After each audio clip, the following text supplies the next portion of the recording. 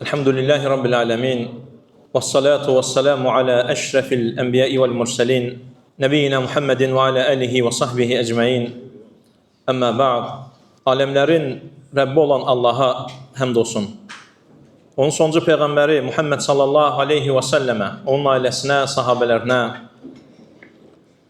və qiyamət gününə qədər onun ardınca gözəl şəkildə gedənlərə Allahın salamı olsun. Esselamu aleykum və rahmetullahi və barakatuh. İlk öncə qardaşım Orxanı bu evlilik münasibəti ilə təbrik edirəm. Allah Azza və Cəllədən istəyirəm ki, bu evliliyi xeyirli etsin, mübarək etsin. Onları xeyri üzərində cəm etsin. Hər iki ailəni bu gözəl gün və xeyir iş münasibəti ilə təbrik edirəm. Allah Azza və Cəllə xeyri üzərində sizi cəm etsin. Xeyirlərini, bərəkətlərini sizlərə versin. Amin. Həmd olsun o Allaha ki, insanı iki şəxs olaraq yaratdı və onların bir-birində onlar üçün səkinət qoydu, sakitlik qoydu. Onların qəlblərinə bir-birinə qarşı məhəbbət, mərhəmət qoydu. Və həmçinin şahadət edirəm ki, Allahdan başqa ibadət olunmağa haqqı olan məbud yoxdur. Muhammed sallallahu aleyhi və səlləm onun quludur, rasuludur, hansı ki, söyləmişdir ki, sizin ən xeyirliniz ailəsinə xeyirli olandır və mən də öz ailəmə xeyirli olanam. Əziz qardaşlarım, Muhammed sallallahu aleyhi və səlləm evliliyin önəmli bir insanın həyatında yer tutduğunu, önəmli bir məqamda olduğunu qeyd edir. Və xüsusən cavanlara tövsiyə edərək deyir ki, ey cavanlar toplumu, sizdən kim evlənməyi bacarırsa evlənsin. Çünki qardaşlarım, bizdən öncə qardaşlarımızın da qeyd etdiyi kimi, evlilik bu adət üzrə olan bir hal deyil. Bu Allahın əmridir, qullarına qoymuş olduğu yoludur. Bu sünnət Allahdır. Rasulları haqqında danışanda onlara zövcələr, sahibləri və həmçinin övlad sahibləri etdiyini deyir. Bu ibadətdir. Onun üçün bu halın içərisində, qardaşlarım, hər bir kəsin axtardığı, üzərində olduğu, düşündüyü bir hal var.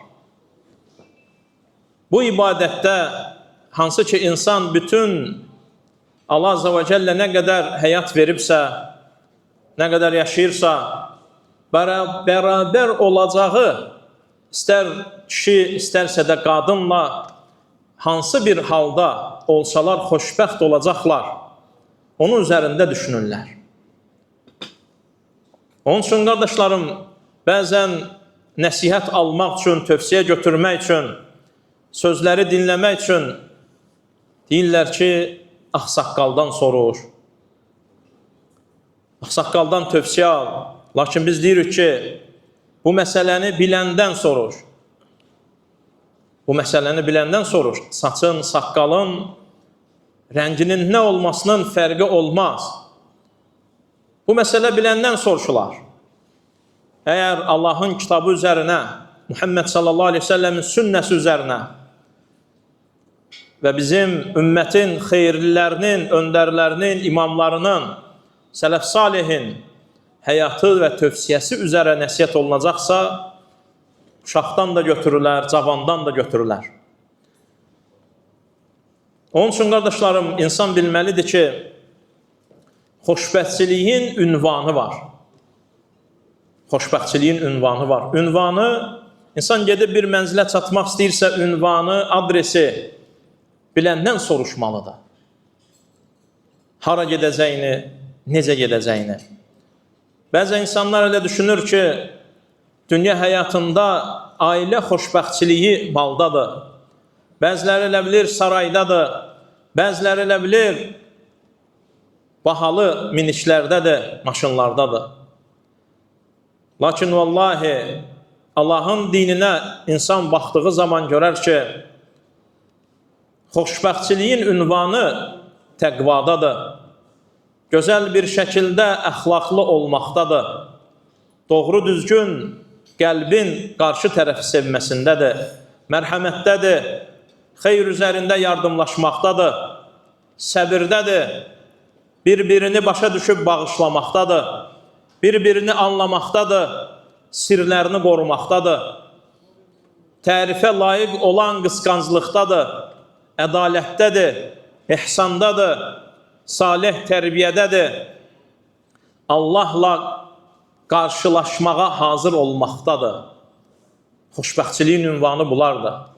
Kim ki bundan başqa bir yerdə axtaracaqsa, vallahi xoşbəxtçiliyi tapa bilməyəcək. Biz qardaşlara daim qeyd edirik, bütün Quran-Kərimi əvvəlindən sonuna qədər oxuduğun zaman görürsən ki, Allah Azza və Cəllə xoşbəxt olanların ünvanını bir yer adlandırır. Xoşbəxt olanlar Quran-Kərimdə sadəcə bir yerdə gəlir. Və onun heç bir yerində dünya həyatının xoşbəxtçiliyi, həqiqi xoşbəxtçiliyi nisbət edilməyib. Allah Azza və Cəllə buyurur ki, فَأَمَّا الَّذ۪ينَ سُعِدُوا Xoşbəxt olanlar onlardır ki, فَفِي الْجَنَّةِ Hansılar ki, onlar cənnətdə olacaqlar. Və hansılar ki, cənnətə aparan yolda olacaqlar. Hansılar ki, o yolu tutacaqlar. Hansılar ki, onunla yaşayacaqlar. Onun üzərində nəfəslərini tükədəcəklər. Gecələrini və gündüzlərini sona yetirəcəklər. Allah Azza və Cəllə öz ayələrindən, dəlillərindən olaraq buyurur ki, sizin özünüzdən siz sakitlik, rahatlıq tapasınız deyə zövcə yaratdı. Və sizin aranızda məhəbbət və həmçinin mərhəmət qoydu. Və düşünənlər üçün burada ibrət var. Düşünənlər üçün burada ibrət var. Onun üçün, qardaşlarım, ailə xoşbəxtçiliyinin, saadətinin ilk ünvanı təqva sahibi olmaqdır. Təqvalı olmaqdır. Təqvalı olmaq bütün xeyirlərin əsasıdır, qardaşlarım. Hansı ki, bu təqva ərlə arvadın arasında olan əlaqələri gözəl bir şəkildə islah edər. Təqva ailədə ərlə arvadın bərabər Allaha getməsini, Allaha gedən yolun üzərində olmasını asanlaşdırar. Təqva xeyr üzərində bir-birinə kömək etməyə onlara yol olar. Allah Azza və Cəllə Nisə surəsinin 1-ci ayəsində buyurur ki, Ya eyyuhan nas, ittaqu rabbakumul-lezî xalaqakum min nefsin vahidə. Ey insanlar, sizi bir nəfsdən yaradan Rəbbinizdən qorxun. Və xalaqa minhə zəvcəhə. Hansı ki, ondan onun zövcəsini yaratdı. Və bəthə minhumə ricalən kəsirən və nisəə. Və onlardan da çoxlu kişilər və qadınlar yaratdı. Bu ayəyə baxdığın zaman görürsən ki, Allah Azza və Cəllə ayənin əvvəlində təqva ilə evlilik, salih zürriyyət, nəslin artması, çoxlu kişilər və qadınların olmasını bərabər gətirir. Ey insanlar, təqvalı olun, qorxun Rəbbinizdən. Hansı ki, sonra zövcəni gətirir, ondan zövcəsini yaratdı. Bir insan salih zövcəsinin olmasını istəyirsə təqvalı olmalıdır. Təqva üzərində yaşamalıdır. Və Allah Azza və Cəllə də ona bunun qarşılığı olaraq salih zövcə verəcək, sonra zürriyyət verəcək. Və həmçinin digər ayədə Talaq surəsinin 2-ci və 3-cü ayələrində Allah Azza və Cəllə buyurur, وَمَنْ يَتَّقِ اللّٰهَ يَجْعَلْ لَهُ مَخْرَجًا وَيَرْزُقُ مِنْ حَيْثُ لَا يَحْتَسِبْ. Bu ayə problem olan talaq, boşanma haqqında gəlsə belə oradakı çıxış yolunu göstərir. Hətta böyük problemlərdən belə Allah Azza və Cəllə bəlli edir ki, وَمَنْ يَتَّقِ اللّٰهِ. Böyük problemlər olarsa ailədə, insanların arasında və ona qarşılıq kim təqvalı olarsa, يَجْعَلْ لَهُ مَخْرَجًا. Allah onun üçün bir çıxış yolu qoyacaq. ve onu gözlemediği yerden ruzlandıracaq.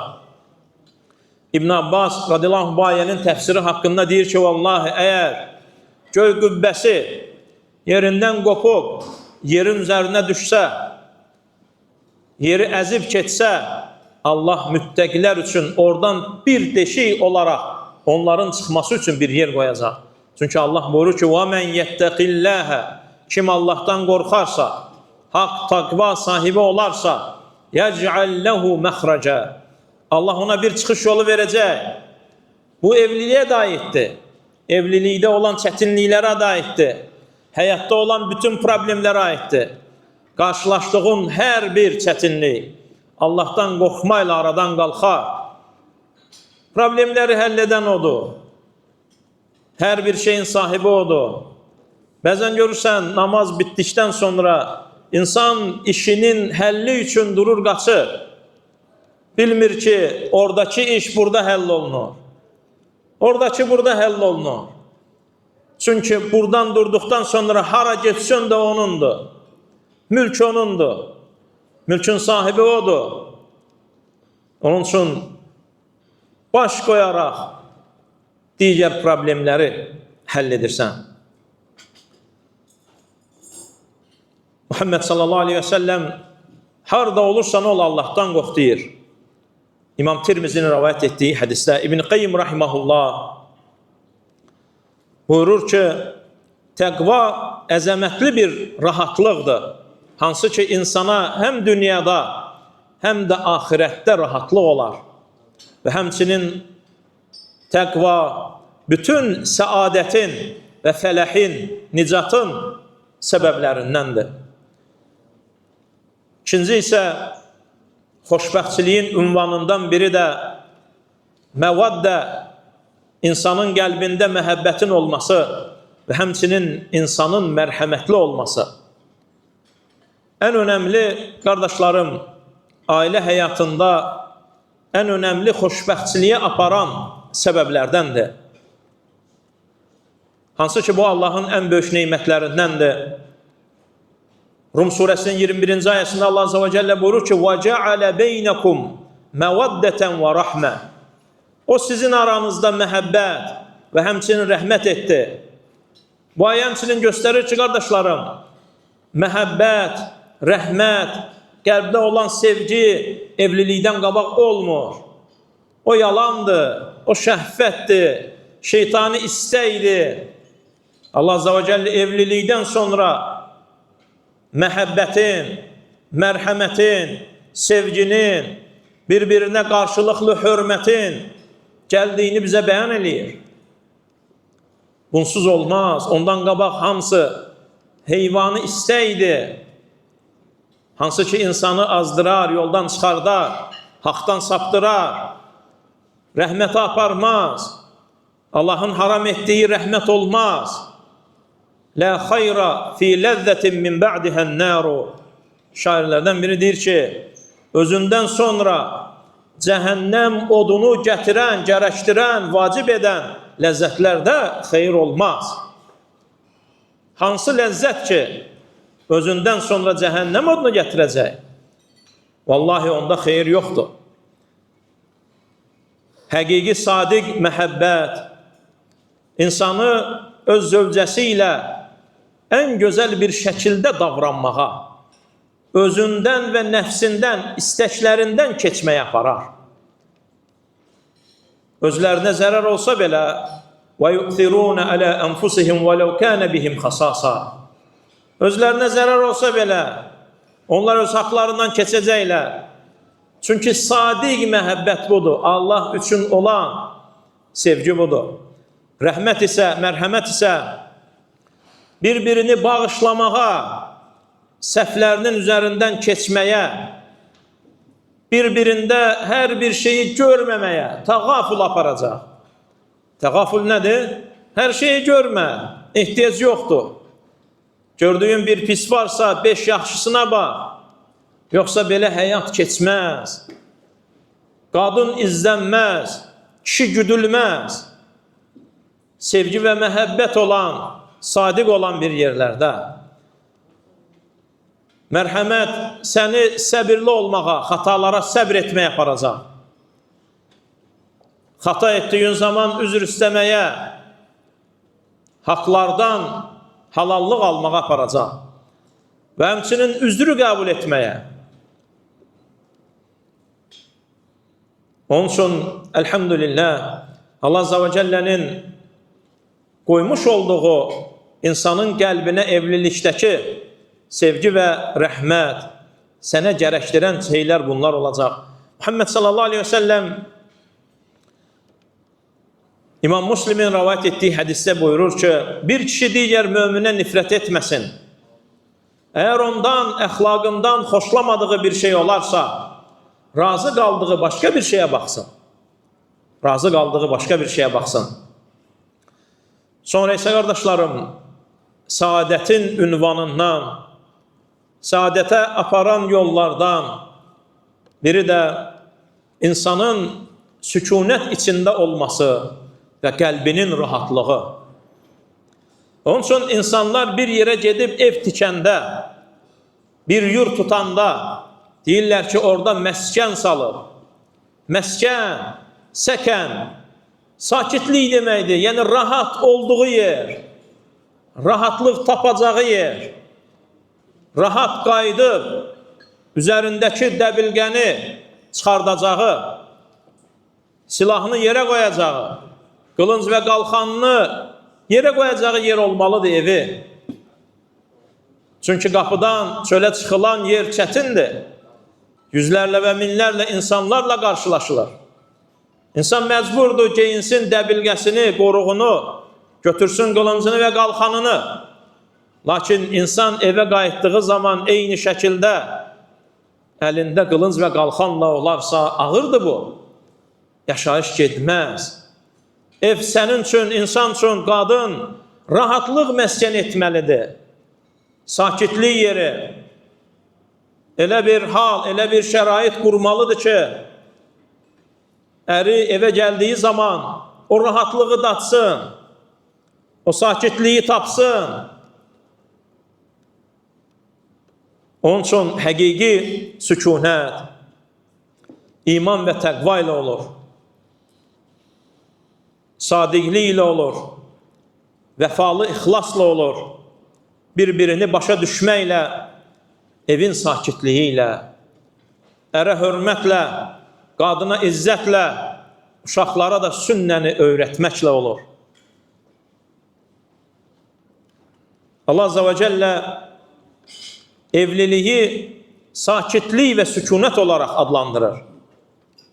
Nəhl suresinin 72. ayəsində Allah Azza və Cəllə buyurur ki, Allahullezî ceale lekum min enfusikum ezvaca.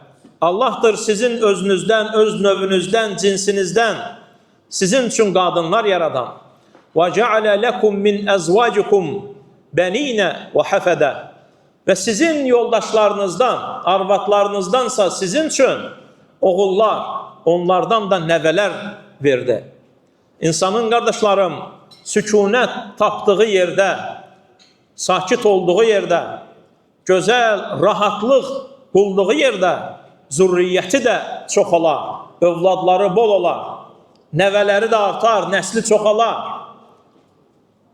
Ev əgər təqva üzərində qurularsa, sakitlik diyarı olarsa, Allah Azza və Cəllə onlara xeyirli və gözəl övladlar verər. Və Muhammed sallallahu aleyhi ve sellem deyir ki, əgər bir kəs evlənərsə artıq dininin yarısını qorumuş olar. İkinci hissəsində isə Allah'tan qorxsun. Allah'tan qorxsun. İbn Qayyim rahimehullah deyir ki, qəlbin sakitliyi və həmçinin rahatlıq tapmağı yalnız Allah'ı zikr etməklə və həmçinin salih qadınla evlənməklə olur. Hansı ki, həmin qadın, nə üçün qadını gətirir burada? Çünki həmin qadın sənə Allah'ı zikr etməyə yardım edəcək. Rahatlıq üzərinə rahatlıq, sükunət diyarı olacaq.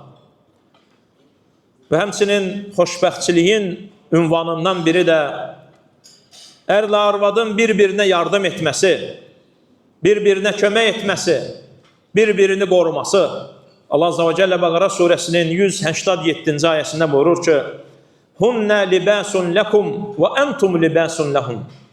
Onlar sizin üçün bir libastır, geyimdir. Siz də onlar üçün. Nə üçün libas deyir burada? İnsanın paltarı, onun bədənini örtən, isti və soyuqdan qoruyan, görünməsi lazım olmayan yerləri gözlərdən örtən və qoruyan bir paltardır. Bir geyimdir, bir qoruqdur. Eləcə də Allah Azze ve Celle burada bənzədir. Əri arvadının, arvadı isə ərinin libasına. Hansı ki onlar bir-birinə bu dünya həyatında, həyatın işlərində yardım edəcəklər. İbadətdə bir-birinə yardım edəcəklər.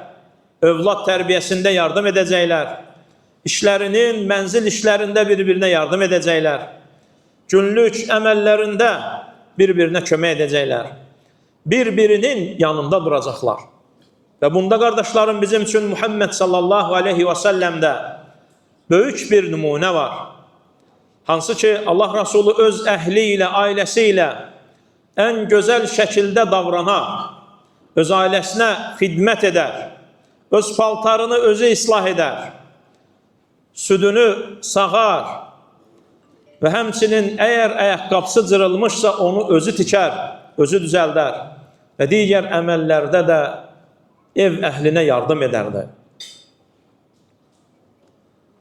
Ayşə anamız radiyallahu anhə buyurur ki, İmam Buxarinin rəvayət etdiyi hədisdə Allah Resulü öz ailəsinin xidmətində olardı.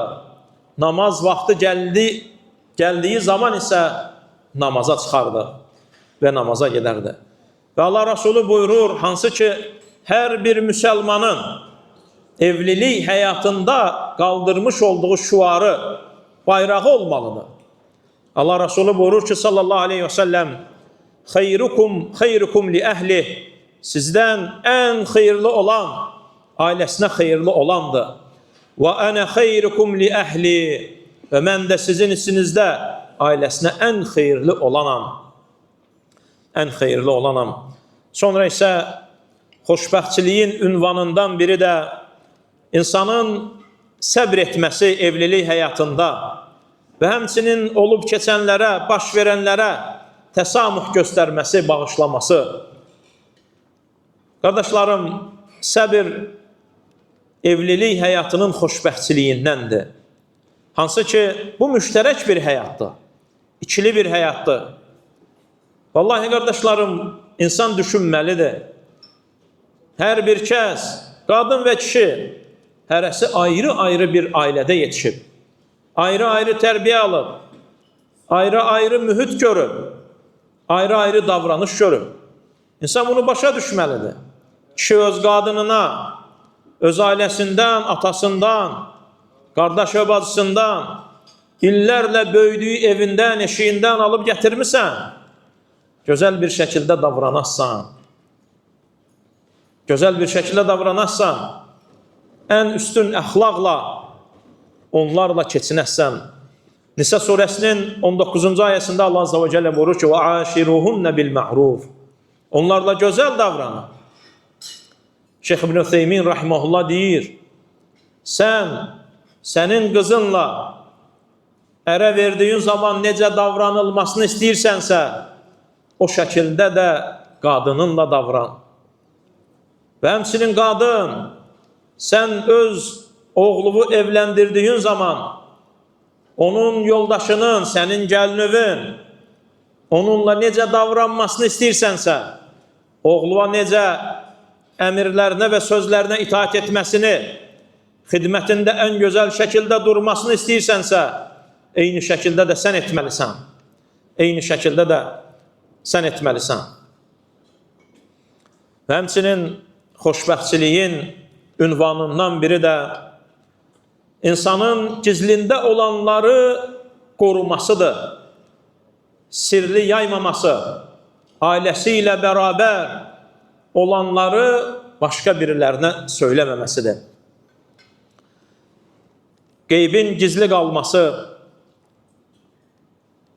insanlara söylənilməməsi, bu qardaşlarım, qadının xüsusən də ərində, evində olanları başqa bir qadınlara, istər anası olsun, istər yaxın bildikləri olsun, onlara heç birinə danışmamasıdır. Heç birinə söyləməməsidir. Və həmçinin xoşbəxtçiliyin ünvanından biri də tərifə layiq olan qısqanclıq, qeyrət.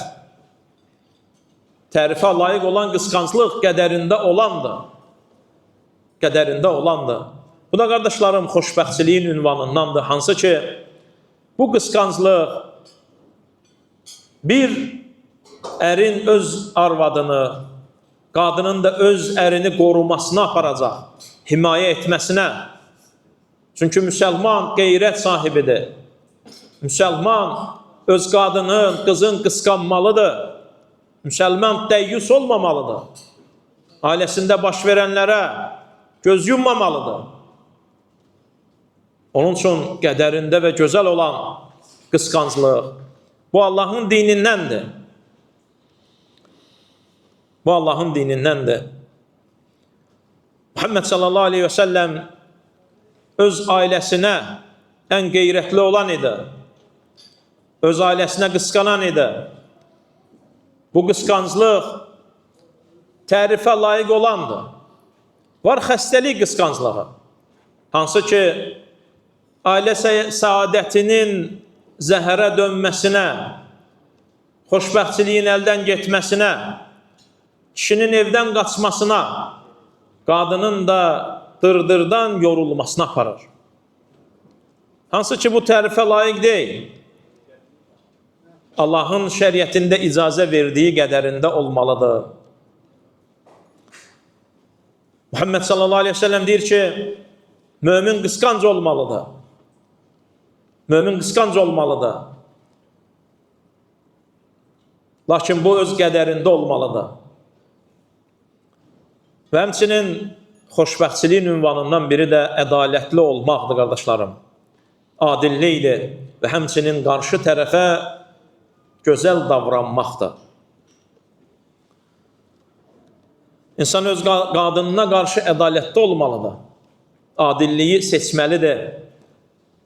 İbn-i Teymiyyə rahiməhullah buyurur ki, insanın ədalətli olması onun ailə xoşbəxtçiliyinin səbəblərindəndir.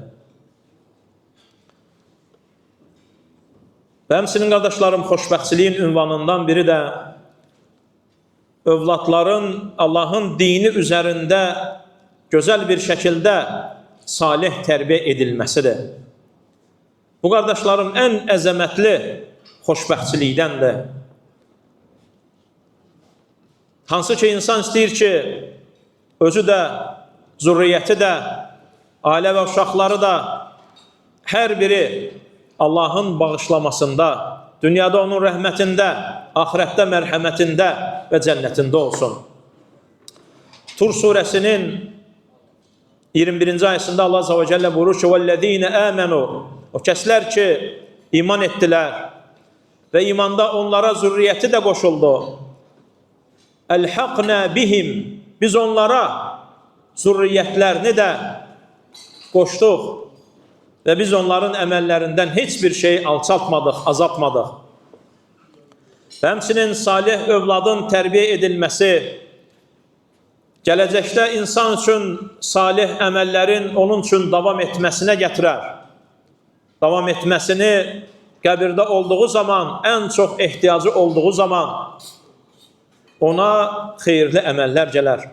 Muhammed sallallahu aleyhi ve sellem buyurur ki, Adəm övladı öldüyü zaman bütün əməlləri kəsilər, 3 şeydən başqa. Və ondan birini də sayır ki, salih övlad, hansı ki onun üçün dua edər. Hətta şeyxlərdən biri qardaşlarım deyir ki, əgər sən böyük alim olmasan da, uşaqlara böyük elmlər, dərslər, fiqlər, hədislər öyrədə bilməsən də, ən azından bir dənə Fatihə surəsini öyrət. Çünki Allah o uşağa nə qədər həyat veribsə, hər namaz qıldığı zaman Fatihə surəsinin hər hərfindən sənə də savab gələcək. O öz uşaqlarına öyrədəcək, o öz nəvələrinə, o öz zürriyyətinə, nəslinə, və bu belə davam edəcək. Və gözəl bir hal üzərində sənə savab gəlməsi davam edəcək. Və Allah Azze və Celle əmr edir bizə özümüzü, ailəmizi cəhənnəm odundan qorumağı. Və bu salih tərbiyə ilə olur. Kitab və sünnənin öyrədilməsi ilə olur. Sonuncu ünvan isə qardaşlarım və ünvanlar çoxdur, sadəcə burada saydığımız saadətin ailə xoşbəxtçiliyi üzərində xoşbəxtçiliyin 10 ünvanı. Sonra isə qardaşlarım insanın ailəsi ilə bərabər Allahın cənnətini qazanmağa çalışması, xeyr üzərində yaşaması, hansı ki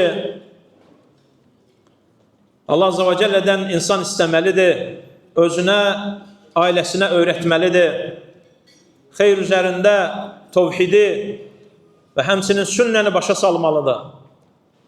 Allahın dinini hansı şəkildə gözəl yaşamağı öyrətməlidir ki, bərabər, necə ki Quran-ı Kərimdə Allah Azze və Cəllə buyurur, Udxulul cənnə, cənnətə daxil olun, Əntum, siz və əzvacukum və zövcələriniz tuhbərun və bununla sevinin və bununla sevinin. Və bu qardaşlarım əbədi xoşbəxtçilikdir. Bu ünvana nə qədər Allahın kitabında yollar göstərilibsə hamısı gedir. Nə qədər Rasulullah sallallahu aleyhi və səlləmin sünnəsində xeyirlər göstərilibsə hamısı buna daxildir. Hər biri bura aparır. O ünvanın doğru yolunu göstərir. Sonda isə qardaşlarım, ailə həyatınızın şuarını iki şey edin. Nisa suresinin 19. ayəsini və aşiruhunna bil ma'ruf, qadınlarla gözəl davranın. Və həmçinin Muhammed sallallahu aleyhi ve sellemin bu hədisini xeyrukum xeyrukum li əhli, sizin ən xeyirliniz ailəsinə xeyirli olandır. Kim bu iki şuarı ailə xoşbəxtçiliyinin şuarı edərsə, vallahi, dünya və axirətdə xoşbəxt olanlardan olar. Allahdan istəyirəm ki, bizi eşidib fayda alanlardan etsin. Sözümüzü dildən çıxıb qəlblərə çatan, qardaşlara fayda verən, ailələrə doğru saadət yolunu göstərən sözlərdən etsin. Orxan qardaşımı dünya və axirətdə xoşbəxt olanlardan etsin. Ona xeyirli, gözəl, salih zürriyyət versin. Göz bəbəyini sevindirəcək, başına tac qoyduracaq və onu dərəcələrini yüksəldəcək salih övladlar versin və xeyr üzərində onları cəm etsin. Və sallallahu alə nəbiyyina Muhammedin və alə alihi və sahbihi və səlləm.